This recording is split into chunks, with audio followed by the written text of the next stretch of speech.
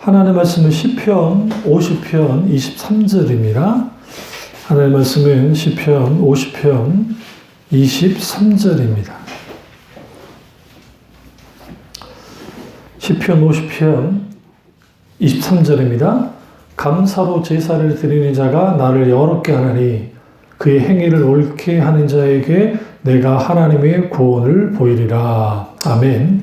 말씀 제목은 감사로 예배를 드리는 자라는 제목으로 말씀을 나누도록 하겠습니다. 감사로 예배를 드리는 자라는 제목으로 말씀을 나누도록 하겠습니다. 우리가 하나님께 예배를 드린다 할 때에 가장 중요한 것은 우리가 어떤 태도를 가지고 하나님께 예배를 드리냐가 아주 중요합니다. 그런 의미에서 우리가 하나님 앞에 감사한다는 것, 그 자체는 아주 좋은 건데, 중요한데, 막상 우리가 하나님께 온전히 감사하는 그런 신앙생활을 하는 것인가? 그렇지는 않습니다. 그래서 우리가 분명하게 하나님과의 관계 속에서 진짜 우리가 감사하는 그러한 예배를, 제사를 드리면 좋겠지만, 우리가 하나님께 감사하기보다는 불평불만하거나 또 내 힘들고 어려운 상황 때문에 하나님께 예배를 드리지 못하는 혹은 드리고자 하는 열망도 사라지는 그런 상황을 볼 수가 있습니다. 51장 16절 보세요. 주께서는 제사를 기뻐하지 아니하시나니 그렇지 않으면 내가 드렸을 것이라 주는 번제를 기뻐하지 아니하시나이다. 17절 하나님께서 구하시는 제사는 상한 심령이라 하나님이여 상하고 통회하는 마음을 주께서 멸시하지 아니하시리이다. 아멘. 그러니까 우리가 감사로 제사를 드린 자 나를 영화롭게 한다고 하셨다가 갑자기 주께서 제사를 기뻐하지 않는데 이 말씀이 뭐 충돌하는 것인가? 그렇지는 않고요. 사실 하나님께 감사로 제사를 드리지 않는 자, 그러니까 감사하지 않는 제사, 하나님께 감사하지 않는 제사, 그걸 주님이 뭐한다? 받지 않으신다라는 겁니다. 그리고 의식과 형식만 가득한 제사, 당연히 받지 않으시죠. 그러니까 오늘날 우리가 많은 사람들이 예배를 나와요. 예배 나와서 하나님께 은혜 받으려고 예배를 나온단 말이죠. 그런데 우선순위가 뒤바뀌어 있는 거예요. 그러니까 은혜 받으려 예배에 나오면 안 돼요. 이런 말을 하면 사람들 오해를 해요. 목사님 이상하다. 그렇진 않아요. 제가 한번 그 헌신 예배에 가가지고 이제 이렇게 설교를 했더니 분위기가 싸해졌어요. 왜 그러냐면 성령과 진리로 예배 드리는 것에 대한 설교를 하면서 여러분이 은혜 받으려고 예배를 나왔으면 그거는 일단은 좀 잘못된 것입니다. 라고 하니까 이제 사람들 벙 뜬 거죠. 왜냐하면 대부분의 사람들 은혜 받기 위해서 예배를 나오지 뭐하러 나오겠어요. 그런데 사실은 은혜 받기 위해서 예배 나온다라는 것 자체, 그러니까 오늘날에는 그런 태도도 없는 사람이 많으니까 그럴 수도 있겠지만 사실은 예배는 내가 하나님께 나를 드리기 위해서 나오는 거지, 그러니까 예배를 드리는 거지, 내가 뭐 하나님께로부터 뭘 받으려고 예배를 나오는 건 아니에요. 그러니까 이게 주객이 전도되어 있는 거예요. 그러니까 은혜 받으려고 예배를 드리는 교인들이 많아요, 오늘날. 그러다 보니까 그들을 은혜 받게 해야 되겠어요. 은혜를 받게 해야 되니까 인간적인 수단과 방법을 이용해서 수많은 프로그램과 분위기를 연출을 해서 사람들에게 은혜 받도록 막 만들어주는 거죠. 그럼 이제 그로 내가 예배를 참 잘 드렸어. 오늘 예배 참 좋은 것 같아. 마치 우리가 가슴 찡한 드라마를 보는 것처럼 한 어떠한 뮤지컬을 내가 관람하는 것처럼 그런 마음을 가지고 이제 교회당을 나가는 것이죠. 여기서 우리가 어떤 문제가 말씀되어지냐면 예배의 가장 큰 핵심은 내가 드려지는 것이고 내가 드려짐에서 가장 중요한 것은 신앙 고백이 따라 나와야 되고 그 신앙 고백이 따라 나오려면 반드시 감사해야 돼, 하나님께. 근데 조건적인 감사가 아니라 내가 하나님께 첫 번째 하나님께 내가 예배 드릴 수 있음을 감사해야 되고 첫 번째 두 번째는 내가 하나님께 마땅히 감사할 것들을 하나님께 아뢰면서 감사의 제사를 드려야 됩니다. 근데 오늘날 그렇지 못한 사람들이 너무나 많은 거예요. 그러면 오늘 다윗이 뭐라고 합니까? 51장 17절에서 하나님이 원하는 제사가 있다는 거예요. 그것은 상한 심령이라는 거예요. 왜 상한 심령의 제사를 원하실까? 그 이유는 뭐냐면 상한 심령의 제사를 드리는 사람들 속에 있게 되는 것은 내가 하나님 앞에 내 자신이 드려져야 되고 내 중심을 깨뜨려서 하나님 근만을 찾아 나오는 예배이기 때문에요. 예배는 철저하게 하나님만을 찾아 나오는 거예요. 그러면 은혜는 언제 주어지느냐? 내가 하나님께 내가 올려 드려졌을 때 그것에 대한 하나님의 반응으로서의 은혜예요. 그러니까 하나님이 내 예배를 받으시면서 은혜를 베풀어 주시는 거예요. 그런데 카톨릭 같은 경우에는 그들은 미사라는 게 카톨릭 미사가 거의 1시간 40분 정도 걸려요. 어느 성당을 가도 11시에 하면 적어도 그러니까 12시 반이나 12시 40분 정도에 끝나요. 그럴 수밖에 없는 게 의식이 엄청나게 많아요. 설교는 고작 해봤자 15분 안에 다 끝나고 설교도 무슨 설교를 하는 것도 아니라 읽는 거예요. 그냥 교황 쪽에서 내려놓은 그 문서 가지고 막 읽는 거예요. 그리고 이제 신부님이 알아서 어느 정도 뭐 사회 이슈라든지 그런 걸 말하면서 그러고 끝나요. 그리고 그게 다 이제 그 예배 그 미사 말미에 가면 사람들을 나오게 해서 성찬식을 해요. 매 주마다 성찬식을 해요. 그럼 생각해 보세요. 거기 있는 숫자들, 뭐 교인수가 적으면 그렇지만 뭐 200~300명, 400명, 500명 정도 돼봤어요. 그러면 일일이 줄로 서면서 이제 그걸 먹어야 돼요. 그러다가 처음 보는 얼굴 있으면은 신부님이 딱 불러 세워요. 세워놓고 어디서 오셨습니까? 아, 고위성사 했나요? 제가 거기서 걸렸잖아요. 신학생 때. 예, 하고 도망쳐 버렸어요.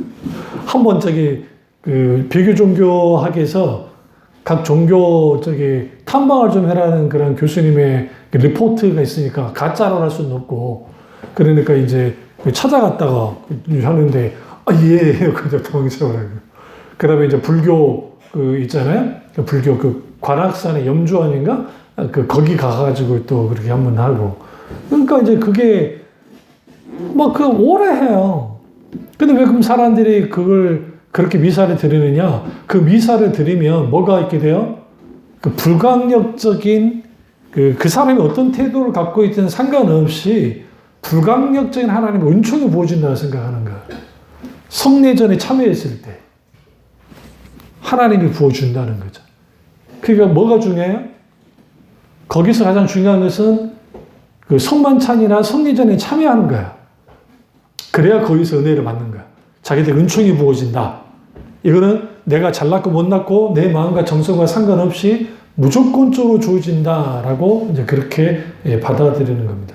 오늘 여기에서 가장 심각한 문제가 발생되죠. 그런 예배가 가능한가? 불가능해요. 그 오늘날 너무나 많은 교회들 속에서 이런 예배가 가능하니까 문제예요. 내가 예배를 드려도 하나님이 받으실 거라 생각해요. 아무거나 드려도. 그러니까 오늘날 개신교 교회들만큼 말도 안 되는 예배를 드리는 데도 없다고 말하잖아요. 차라리 카톨릭이 더 낫다고 말하기도 해요. 왜냐하면 카톨릭은 그나마 그 2000여 년에 흘러내려오는 의식과 형식을 가지고 나오잖아요. 1000년 넘는. 그거라도 흘러있으니까 하는데 이거는 뭐 도대비 시장도 아니고 자기들 나름대로 어떤 프로그램을 가지고 막 돌려버리니까 이게 이제 문제가 되는 것이죠. 카톨릭은 전략상 수천 명이 있는 교회들을 놔두지 않습니다. 성당을. 그러니까 이 성당에 막 5,000명 된다, 3,000명 된다 절대 그렇게 안 만들어요. 무조건 분립시킵니다. 분립을 시켜서 왜냐하면 성례전을 해야 되니까. 그러니까 성만찬을 해야 되는데 5,000명이 한다고 생각해 보세요. 우리는 그냥 이거 가지고 가서 막 돌리면 돼요. 카톨릭은 그러면 안 돼요. 신부가 직접 줘야 돼요. 그럼 그거 하려면 신부들이 다 뛰어들어야 돼요. 뛰어들어서 신부들이 뭐 해야 돼요? 거기서 그 떡을 줘야 되기 때문에. 그러니까 안 되죠. 그것도 있고 또 너무나 커버리면 이게 그 소위 말하는 병폐가 있을 수 있다는 생각을 하기 때문에 절대로 그렇게 못하게 만드는 것도 있습니다. 그러면 우리는 하나님께 제사를 드리는데 그것도 감사로 제사를 드려야 되겠는데 진정 우리가 감사로 제사를 드리고 있냐 안 하는 거예요. 그렇지 못한 경우가 너무나 많습니다. 감사의 제목이 있으니까, 내가 감사할 거리가 있으니까 제사를 드리는 것인가?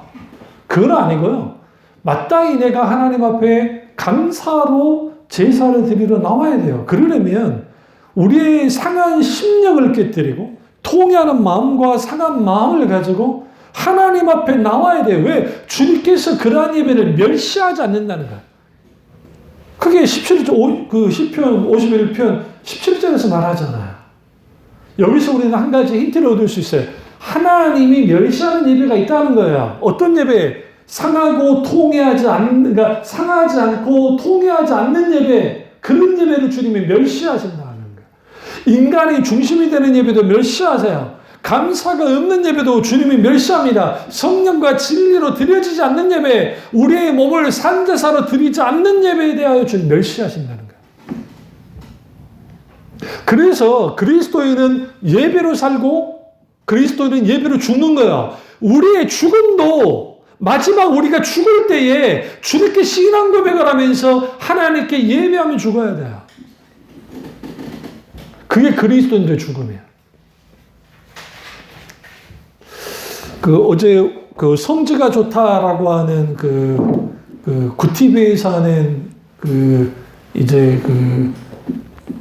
어떤 막 성지 순례하는 게 아니라 로마가 나왔어요. 로마 특별히 이 콜리세움이 나왔었는데, 포로로마노라고 하는 밑에 포로로마 바로 옆에 이제 콜리세움이 있어요. 근데 콜리세움의 검투사들 경기장 막 사람들을 죽이고 특별히 그리스도인들을 잔혹하게 학살했던 곳이잖아요. 근데 처음 알았어요. 그 안에 성당이 있었다는 거. 그러니까 로마가 무너지고 이제 비잔틴 이후에 비잔틴 시대가 되면서 그 안에 또 교회를 지은 거예요. 그러니까 지금처럼 무너지지 않았고 원형 경기장 안에다가 성당을 짓는 거예요. 성당을 그 안에. 추격받았다니까요. 왜 그러냐면 순교자들의 피가 있는 곳에 뭘 했다? 성당, 교회를 세운 거예요. 그리고 거기서 예배를 드렸어요. 지금은 이제 그 교회의 흔적이 없어요. 사라지고 터만 좀 남아있고 막 그러긴 한데. 그러면서 아이러니하잖아요? 왜냐하면 그리스도인을 잡아 죽였던 곳에 교회가 들어섰다. 얼마나 아름답습니까? 그럼에도 불구하고 우리가 그 예배에 있어서 신앙 고백이 없는 예배는 죽은 예배이고, 예배에 있어서 하나님만을 구하여 나오지 않는 예배도 죽은 예배예요. 그러니까 오늘날 많은 경우에 은혜받기 위해서 예배 드린다 할 때 그 은혜받기 위해서 예배 드린다는 결국은 그 은혜가 뭐냐는 거예요, 도대체. 나를 기쁘게 하고 즐겁게 하고 나를 감성적으로 막 끌어올리는 겁니까? 제가 BTS와 관련된 이번에 부산에서 그 콘서트를 하는 거를 실황을 잠깐 봤어요. 보고 그 다음에 이제 후기, 그러니까 이제 사람들 반응이 어떤가 한번 이제 인터넷 유튜브나 그런 데를 쭉 보니까 다른 때에 비해서 아주 힘을 빼고 했다는 거예요. 그러니까 뭐냐면 이제 다른 때는 막 더 열정적으로 했는데 이번에는 좀 이제 소통하려고, 그래서 팬들과 이야기도 나누고 막 하면서 막 그러니까 어떤 일본 팬 하나가 그 말한 거죠. 너무너무 짰다. 너무너무 감동받았다.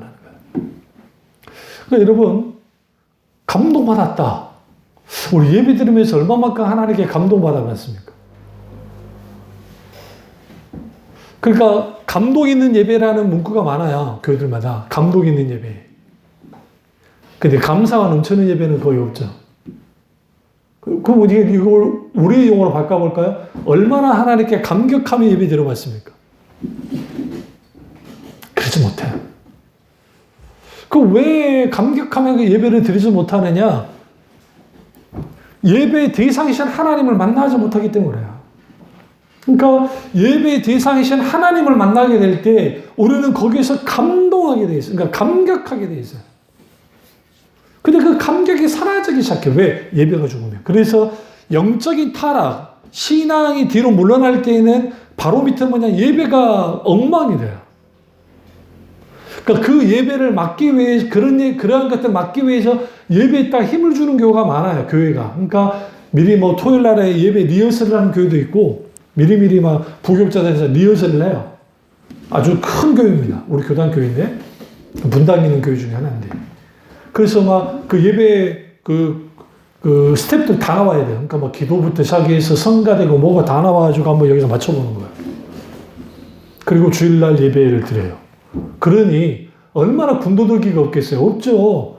딱 맞아 떨어지죠. 목사님 설교도 시연을 조금 해야. 왜? 리허설이기 때문에. 그래서 어디에 음악을 막 깔고 그러니까 막 음악을 깔은 여러분 설교 들으면서 그런 거 못 봤어요? 목사님이 설교하시다가 딱 하면 찬양을 하면 막 갑자기 음악이 나오고 그 다음에 무슨 말을 하면 음악을 다 깔아줘요. 그러면 사람들의 마음이 종동되면서 거기에 쫙 집중하는 거예요. 뭐 하게 하려고? 감동이 있는 예배를 드리게 하려고. 그 감동이 성령이 하면 괜찮아요. 성령이 하시면 정말 감사하죠. 그런데 인간적인 수단과 방법을 가지고 그렇게 해버렸을 때 사람들은 자기 감정에 취해버리죠. 정작 예배의 대상이신 하나님보다는 내 감정에 취해서 거기에서 막 이제 진정으로 하나님께 예배 드린 것 같은 소위 종교 소비주의 가운데 빠져 있음에도 불구하고 그렇게 예배를 드리고 있다는 생각을 하는 거예요. 이게 이제 문제입니다. 그럼 왜 문제입니까? 오늘 그 감사로 제사를 드리는 자가 나를 영화롭게 하기 때문이에요. 그러니까 하나님을 영화롭게 하는 사람이 누구다? 감사로 제사를 드리는 자입니다. 반대로 주님을 멸시하는 예배는 뭐예요? 상하고 통해한 마음이 없는 예배. 그럼 멸시하는 예배를 앞서 말했잖아요. 그렇다고 한다면 우리에게 필요한 게 뭐냐? 하나님에 대한 진정한 감사다. 그러면 그 감사는 뭘 의미하는 것인가? 베이커 성경 백과사전에 감사와 관련된 말이 이렇게 적혀 있습니다. 구약 성경에서 하나님께 대한 감사는 인생을 누릴 수 있는 유일한 조건이었다. 유대인에게 있어서 창조의 모든 면이 모든 생명에 대한 하나님의 주권의 증거를 제시했다. 히브리 사람들은 우주의 장엄함으로 인하여 하나님께 감사했다. 그들이 좋은 소식을 접했을 때 하나님의 선하심과 위대한 행동을 위하여 하나님께 감사했다. 그들이 나쁜 소식을 접했을 때 그들은 하나님은 의로우신 하나님이라는 사실을 믿으며 역시 감사했다. 이와 같이 감사는 우주 만물에 대한 인류 역사에 대한 우리 개인의 삶의 모든 영역에 대한 하나님의 주권을 인정하는 것이다 라고 있어요. 이게 무슨 말이냐면 구약의 그러니까 베이커 성경 사전에서 감사가 뭐였냐? 그럼 구약에서 감사라는 것은 인생이 누릴 수 있는 유일한 조건이었다는 거예요. 근데 크게 세 가지 조건에 대해서 말하는데 하나는 하나님이 창조한 세상, 그러니까 우주와 만물을 보고 그들이 하나님께 감사하더라는 거예요. 그게 시편 19편 1절과 4절, 13편 6절과 9절, 104편 1절 24절의 말씀처럼 이 하나님이 만드신 세계 이걸 보고 하나님께 감사하고 다른 하나는 아주 좋은 소식, 그러니까 굿뉴스를 들었다는 거야. 이거 말은 무슨 말이냐면 하나님이 놀라운 역사를 하시고 뭐 병을 고치시고 대적을 물리치시고 하나님의 놀라운 역사를 냈을 때 그들이 하나님의 선하심과 위대한 행동을 감사했다는 거야. 그런 감사하잖아요. 그러니까 하나님이 창조주 하나님의 지으신 세계를 보고 감사를 하고 첫 번째, 두 번째는 하나님의 선한 행동을 보고 감사를 하고 세 번째는 좋지 않은 상황, 아주 나쁜 소식, 나쁜 일들이 벌어졌을 때 그들은 하나님이 의로우신 하나님이라는 사실을 믿고 감사했다는 거예요. 이게 하박국서에 하박국 3장 17절, 욥기서 1장 21절에 말하는 것처럼 결국은 아주 힘들고 어려운 상황, 내가 감사할 수 없는 조건을 찾아봐도 감사할 수 없는 것 같은 그런 상황 속에서도 하나님은 항상 오르시고 그 오르신 하나님이 나를 내팽개친 게 아니라 여전히 내게 은혜 베푸시고 나를 붙드시고 나와 함께 하시고 내게 역사하고 있다는 사실을 믿을 때 그들을 감사하더라는 거예요. 이게 조건을 뛰어넘는 감사입니다. 여기서 가장 중요한 게 베이커 성경사전에서 감사를 뭐와 연결시키냐면 하나님의 주권과 연결을 시켰어요. 그러니까 결국은 이 모든 감사는 뭐냐? 모든 영역에 대한 하나님의 주권을 인정하는 것이 감사로 나타난다는 거예요. 왜 우리가 감사로 예배를 드리는 자가 하나님을 영화롭게 하느냐? 감사로 예배를 드리는 자, 제사를 드리는 자들은 하나님의 주권을 인정하는 사람이기 때문에, 사람이기 때문에요. 하나님의 주권을 인정한다는 것은 첫째, 하나님이 창조주이심을 믿고, 두 번째, 그분이 나의 아버지이심을 믿고, 세 번째, 그분이 나의 구원자이심을 믿고, 마지막 네 번째, 그분이 심판주의라는 것을 믿기 때문에 그래요. 내가 믿고는 하나님은 한 분이신 하나님이에요. 삼위일체 하나님이시고 한 분이신 여호와 하나님이시지만, 그 하나님이 우리에게 내가 그 하나님께 나아갈 때는 그분이 나의 창조주시고, 그분이 나의 아버지시고, 그분이 나의 구원자시고, 그분이 나의 심판자라는 사실. 그 이유 하나만으로도 하나님께 감사와 감사의 제사를 드릴 수 있다는 거예요. 그래서 여러분, 우리 교회는 하진 않지만 대부분의 교회들이 주일 낮 예배 순서로 보시면 꼭 이제 목도 하시겠습니다 하면서 땡땡땡 치고 목도를 하잖아요. 그럼 성가다가 성령을 불러요. 그 성령을 부르고 난 다음에 그 다음에 뭐 합니까? 교도문을 하고, 교도문 한 다음에 우리 사도신경 하시겠습니다. 전능하사 여러분 다 까먹었죠? 하도 안 하니까. 한번 사도신경 시험을 볼까?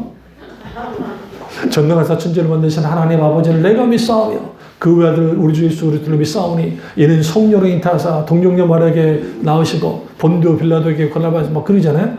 근데 우리가 여기에서 이 사도신경 할 때 이제 신경에게 믿음 신자를 써요. 한자로. 응? 근데 이게 뭐냐면 크레도라는 뜻이에요. 사실은. 사도들의 신앙 고백이라는 뜻이에요. 그러니까 전승에 하면 12사도가 있는데 가룟유다는 자살해 죽었으니까 마띠아 12사도가 각기 신앙 고백을 한 걸 모아놓은 게 뭐다? 사도신경이라는 카톨릭의 전승이 있어요.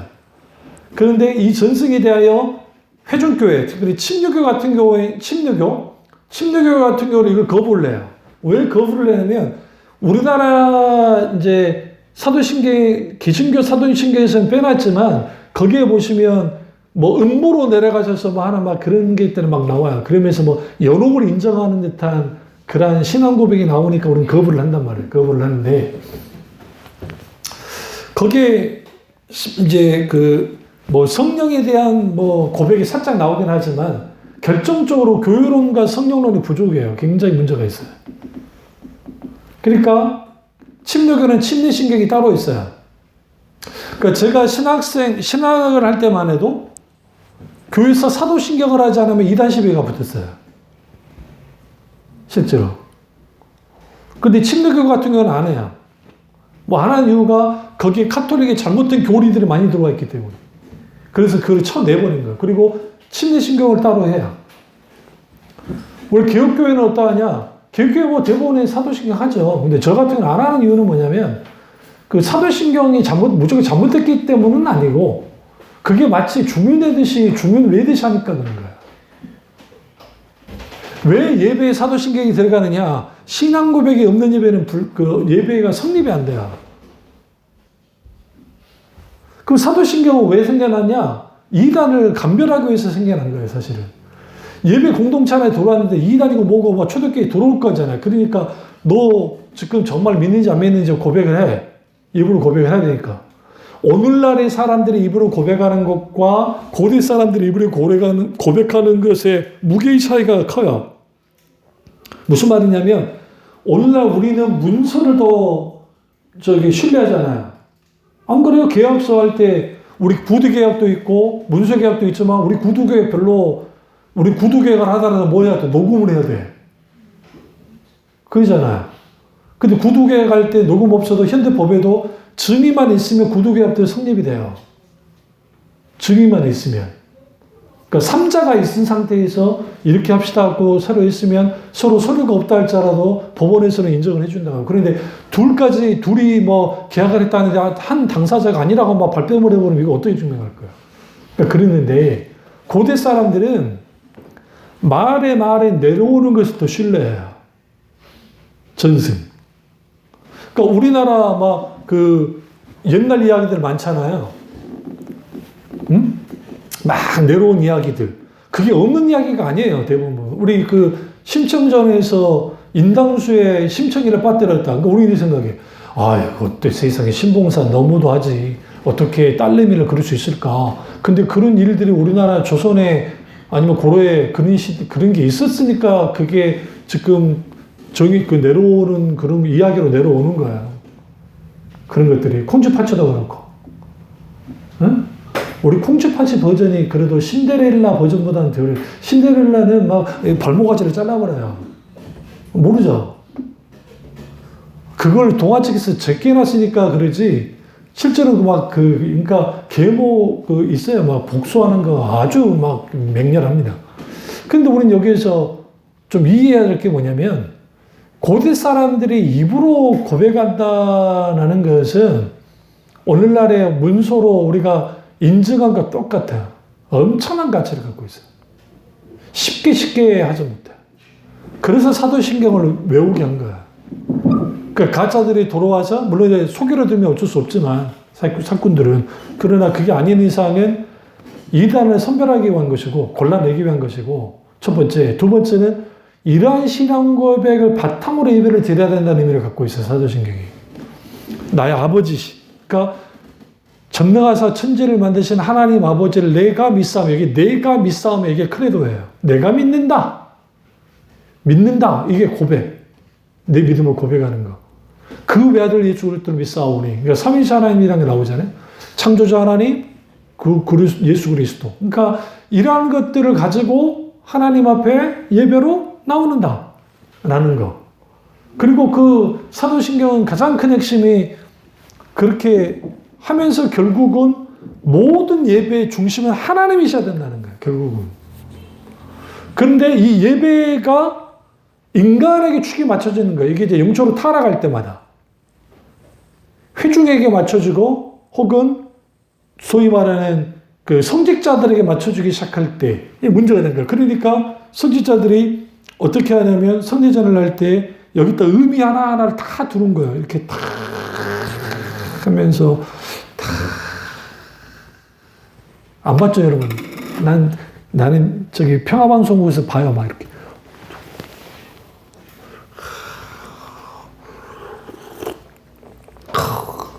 핫소리 나네요. 나는 가짜니까 이제 그런 거. 뭐 신부님들을 비하하자는 게 아니라, 그러면 그분들이 정말 외식하려고 그런 것이 아니에요. 그 성례전 하나하나에 영적 의미를 두고 그렇게 행동을 하는 거예요. 그래서 휘장을 펴는 거, 하나하나 촛불을 하고 하는 거, 일련의 모든 하나하나에 의미를 둬요. 그럼 하나님은 그런 예배를 받으시는가? 글쎄요. 쾌천이에요.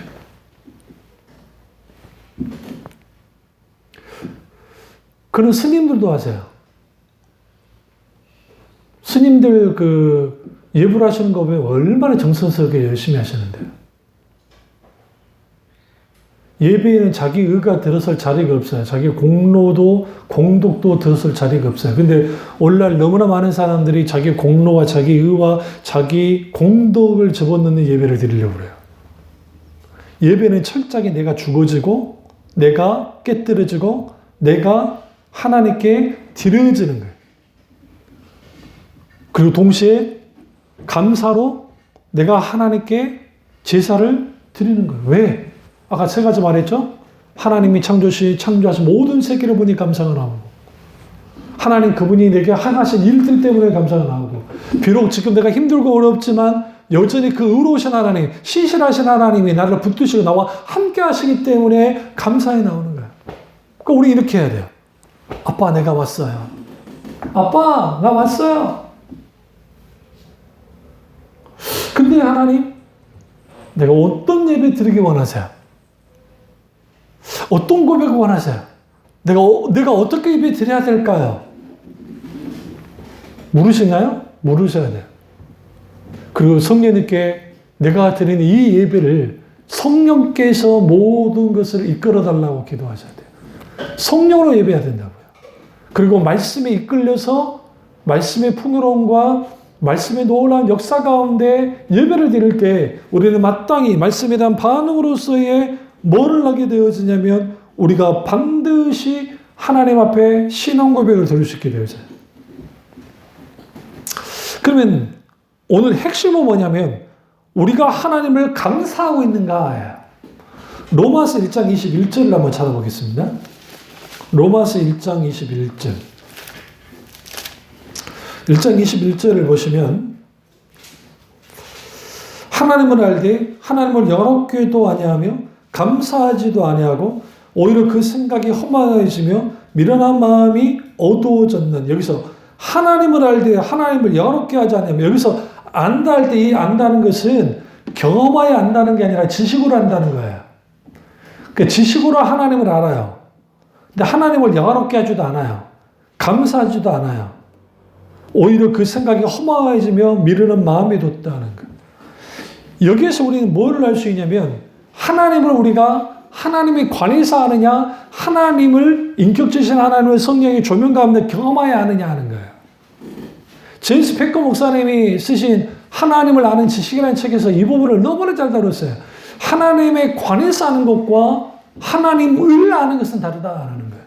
근데 오늘날 많은 교인들이 하나님에 관해서 아는 게 내가 하나님을 안다고 생각하는 거예요. 왜? 성경 공부를 통해서 하나님을 알고, 설교를 통해서 하나님을 알고, 성경을 읽고 지식적으로 하나님을 알아요. 근데 정작 내가 성령의 놀라운 역사 속에서 경험하여 하나님을 알지 못한 경우가 있다는 거예요.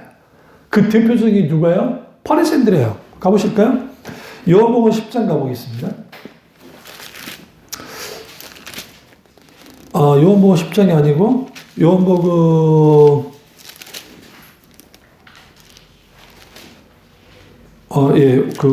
5장 가보세요. 요한복음 5장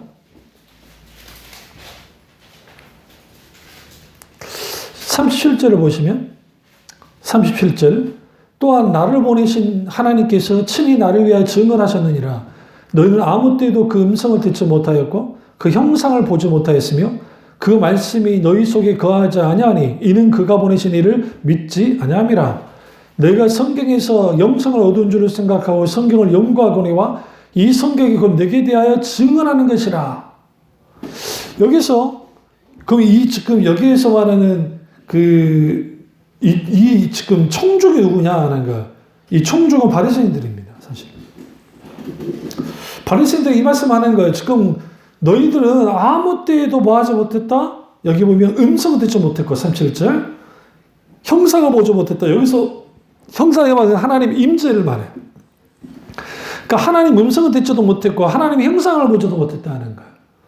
우리가 신앙생활 하면서 하나님의 음성을 듣지 못한다는 것은 신앙에 있어서 아주 치명적이에요. 여기서 하나님 음성을 듣는다는 것은 계시받는다는 게 아니에요. 성령의 비추심 속에서 역사 속에 깨닫게 하심 속에서 하나님의 음성을 듣는 거예요. 오늘 내가 힘들고 어려워요. 권고해요. 아파요. 너무 지쳤어요. 하나님, 내가 지금 어떻게 하길 원합니까? 내가 힘들어 죽겠어요. 주께 매달리고 기도하죠. 때로는 하나님이 침묵한 것 같지만 하나님이 어떤 말씀하시면 그 음성을 들어야 해요. 그 음성을 듣고 우리가 한 걸음 한 걸음 믿음으로 나아가야 되는데 그게 없어요. 왜? 성령의 기름 부음과 하나님의 임재를 또 하나님과 친밀한 교제가 무너진 상태에서 하나님의 음성을 들리는 것은 불가능하고, 하나님의 말씀에 지속적으로 노출되고 그 말씀 가운데 하나님의 말씀에 풍요로움을 누려야 되는데 듣는 귀가 닫혀버렸고 보는 눈이 막혀버렸는데 어떻게 하나님의 음성을 듣겠어요? 그러니까 지금 바리새인들에게 너희는 하나님의 음성을 듣지 못했다는 거예요. 심지어는 임재도 경험하지 못했다. 웃기지 않아요? 왜? 바리새인들 누구보다 하나님을 잘 섬겼는데. 의식과 형식 대단했습니다. 제사에 대한 열정 엄청났죠. 근데 그들은 하나님을 알지도 못했고 만나지도 못했고 경험하지도 못했어요. 여기에서 우리가 분명히 알아야 될 게 하나님에 관해서 아는 사람들과 하나님을 경험하여 아는 사람, 사실적이든 실제적으로 경험하여 아는 사람의 극명한 차이예요. 하나님에 관해서 알아도 종교적으로 신앙을 가질 수 있어요. 바리새인들처럼. 그렇게. 그러니까 신앙이 가능해요. 종교심에 의해서. 문제가 있어요. 뭐가 문제가 있냐면 제사를 드리든 뭐 예배를 드리든 무엇을 하든 모든 것은 결국은 하나님의 영광이 아니라 내가 좀 만족이 있어야 돼. 이걸 기독교식으로 풀이하면 내가 은혜 받아야 돼. 그러니까 교회마다 목사님의 설교가 예를 들어 막 기쁘게 즐겁게 하고 통쾌하게 하고 막 감동을 주고 뭔가 신나게 하면 막 집사님이나 권사님들 그러잖아. 목사님 은혜 많이 받았습니다. 막 하는 거죠. 그 옛날에 우리 그 그 모교회 목사님이 그러는 거예요. 주일 낮 예배 다 드리면 다 집에 교회 그때는 다 저녁 예배니까 다 집으로 가야 되고 교회에서 밥은 누구만 주냐면 그 그러니까 성가대원만 밥을 줘요. 사실 그런 부교육자들하고 그 나머지는 다 이제 집으로 돌아가야 돼요. 그러면 이제 예배 이제 축도 딱 끝나고 내려가서 이제 일일이 인사를 하는데 그때 이제 담임 목사님 했던 말이 있지도 않아요. 그냥 이제 은혜 많이 받았습니다. 막 뭐 어떻겠습니다. 막 이제 그냥 들으라고 하는 거예요. 응? 은혜 받았습니다. 은혜 받았습니다. 근데 이제 그 말보다는 그래도 목사님 오늘 설교 좋았습니다. 그럼 기분이 막 좋아진다는 거예요. 근데 그런 경우 드물고 다 그냥 은혜 받았습니다. 우리 한국 사람들 그래도 좀 해요. 그냥 은혜 받았습니다. 은혜 받았습니다. 말은 해, 말은. 근데 도대체 그 은혜 받은 게 뭐냐는 거예요, 도대체. 내가 드려짐으로 하나님이 기뻐 받으신 하나님이 내게 강화 감동하시고 나를 만나 주시고 때로는 내 병을 치료하시기도 하고 예배 가운데 때로는 내 상한 마음을 고치시기도 하고 위로하시기도 하고 부인하지 않아요. 실제 그런 역사가 있으니까. 중요한 거는 성경을 막 영성자고 성경을 달달달 외웠던 바리새인들. 근데 그들은 정작 하나님을 알지 못했다는 거예요. 내가 하나님을 아는가 하나님에 관해서 아는가가 우리 예배의 성패를 다 갈라요. 그러니까 하나님에 관해서 아는 사람들은 내가 종교적으로 하나님께 최선을 다하면 된다고 생각해요. 예배를. 그래서 정성을 들여요. 누구보다 정성을 들여서 예배를 드려요. 근데 하나님은 그런 예배 안 받으신다고. 그러니까 아까 시편 51편에 내가 그 번제를 원치 않는다 그러잖아요. 내가 원하는 것은 상한 심령이야. 통회하는 마음이야. 나는 너를 원해. 그러면 상하고 통회한 사람의 상태는 어떤 상태야? 어떤 상태예요? 화목한 상태예요. 나는 니네가 내 앞에서 화목하는 자가 되길 원해. 너희들은 나만 원하고 나와야 돼. 나도 너희만 원해. 난 너만 원해. 너도 나만 원해야 돼. 그리고 나와서 하나님께 예배드릴 때 우리는 조건에 의한 감사를 드리지만 성경은 조건을 넘는 감사에 대해서 말하면서 하나님 그분이 나의 이러한 처지 속에서도 내가 마땅히 하나님께 감사하도록 은혜 베푸실 때가 있죠. 그때가 언제냐? 내 심령이 깨졌을 때. 내가 무너졌을 때. 그러니까 여러분 너무 속상한 일이 있고 힘든 일이 있을 때에 이렇게 딱 생각해야 돼요. 하나님이 나를 얼마나 만지려고 이러시는가? 예? 뭔 말인지 아시죠? 그러니까 그때는 무슨 사인이요? 즉각 하나님께로 가는 거예요. 내 아린 마음을, 내 상처난 마음을 하나님께 아뢰는 거예요. 그게 굉장히 중요해요. 그러면서 그러면 이제 예배하면 우리 이제 예배에 대한 그 여러분의 그 소위 말하는 그 선입견을 딱 깨뜨려 줄게요. 예배는 크게 두 가지로 나눠져요. 하나는 공적인 예배. 이 성경에도 다 라틴어든 헬라어든 다 똑같은 단어가 다 나와요. 그런데 공적인 예배가 있고 또 하나는 삶의 예배가 있어요. 삶의 예배. 삶으로 드려지는 예배. 이거죠. 내가 너무 속상한 일이 있었어요. 내 남편이, 내 자식이, 아니면 어떤 내가 아는 사람이 내 마음을 아주 그냥 난도질 해놨단 말이죠. 이 상한 마음을 가지고 하나님, 나 너무 외롭고 하나님, 나 너무 힘들어요. 어떻게 하면 좋죠? 눈물이 나네요, 하나님. 아버지, 너무 살기 힘들어요. 너무 벅차요. 하나님, 나 어떻게 하죠? 어떻게 할까요? 우리는 넋두리 같아도 거기에 주님을 찾아 나가잖아요. 그게 예배예요. 성경 공적인 예배에 대한 분명히 말해요. 그게 예수님 말했던 성령과 진리로 예배할 때 걸 때 그 예배는 공적인 예배예요. 근데 사도 바울이 말한 로마서 12장에 말하는 너희 몸을 산제사로 드려라. 이는 영적 예배를 할 때 그 예배는 삶의 예배에 대해서 말하는 거예요. 그러니까 이 삶의 예배는 내가 자동차를 운전 이제 일하러 가다가 찬양을 틀어놨는데 그 찬양이 너무 없고 내가 아빠 할 수도 있고 찬양을 같이 따라 부르면서 shout 외칠 수 있잖아요. 응? 그것도 예배예요. 그 신앙 고백이고 하나님이 그런 예배 받으신다고요. 삶 속에서 내가 직장 생활을 하고 뭐 병간호도 하고 기타 여러 가지를 한단 말이죠. 근데 거기에서 내 힘이 아닌 성령의 도우심과 또 내게 베푸신 놀라운 지혜를 가지고 이 일들을 내가 해나가는 거야. 하나님 영광을 위해서.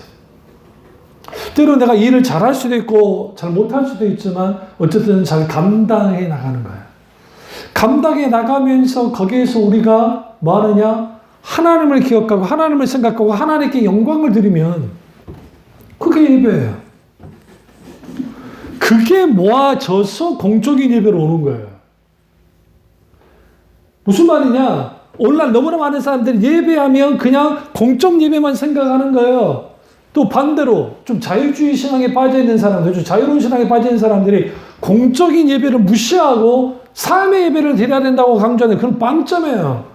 어떻게 공적 예배가 없는 상태에서 삶의 예배를 드리며 삶의 예배가 없는 상태에서 어떻게 공적인 예배를 온전히 드릴 수가 있습니까? 이 둘 다를 같이 가야 돼요. 그러니까 감사로 제사를 드리는 사람들 속에는 내 삶에서 하나님 앞에 감사하는 거예요. 그 감사해야만 해요.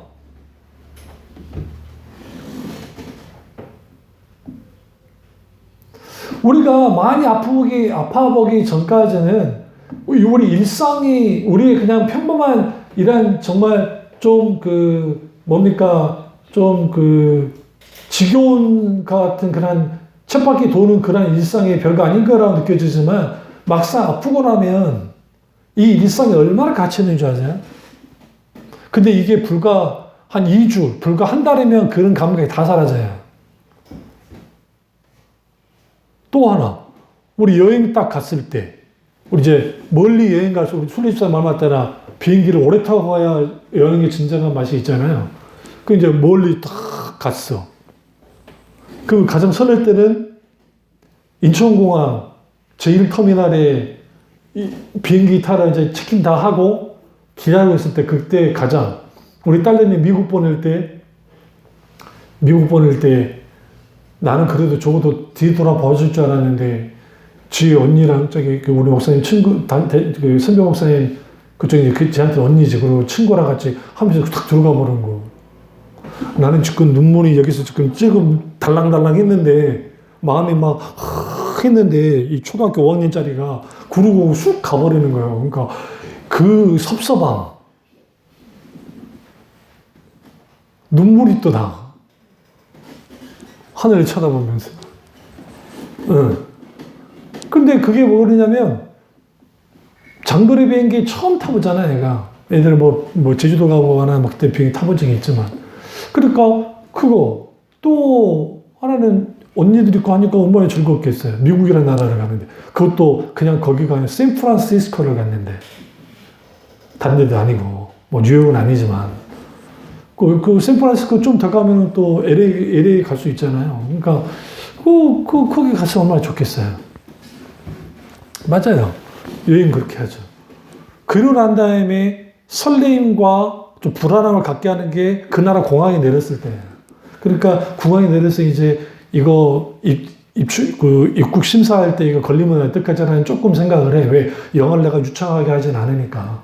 그러나 이제 뭐 대충 해가고 나와서 딱 보면 그제서야 이제 그래 좀 신나. 그러나 밖에 나가자마자 얼마 안 있다 내가 왜 왔던가 하는 생각도 해.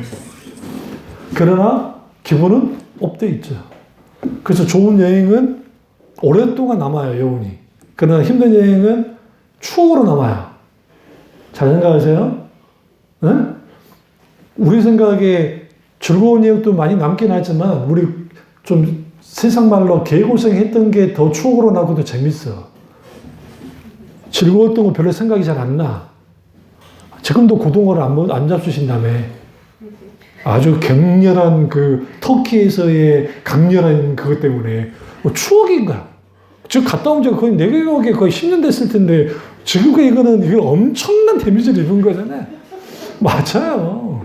우리 인생도 마찬가지니까 하나님 앞에 신앙생활 해나갈 때에 내가 힘들고 어렵고 지치고 할 때 하나님이 나를 얼마나 은혜 베푸시고 얼마나 나를 만져주려고 저 인간이 나를 이렇게 때려잡나. 뒤돌아서서 하나님 앞에 훌쩍 대라고요. 하나님이 가만히 있겠어요? 일단은 괜찮아. 너 누가 건들디? 저놈이 알았어. 내가 알아서 만져줄게. 근데 좀 시간이 걸려. 걱정하지 마. 그래 내가 다룬다. 저것이 모르고 까버린 거야. 이게 다윗이 했던 태도예요. 그래서 다윗이 상하고 통해한 심령의 제사를 주는 원하는 걸 알고 있었어요. 어린아이처럼 주님을 찾아야 돼. 그리고 힘들고 어려울수록 하나님을 찾아나가면 감사가 나와요. 우리 혼인에 대해서 너무 걱정하지 마요. 난 그 이유가 있어요. 일단 태어나기를 하나님이 이 땅에 태어나게 했고 그럼 하나님이 책임지셔야지.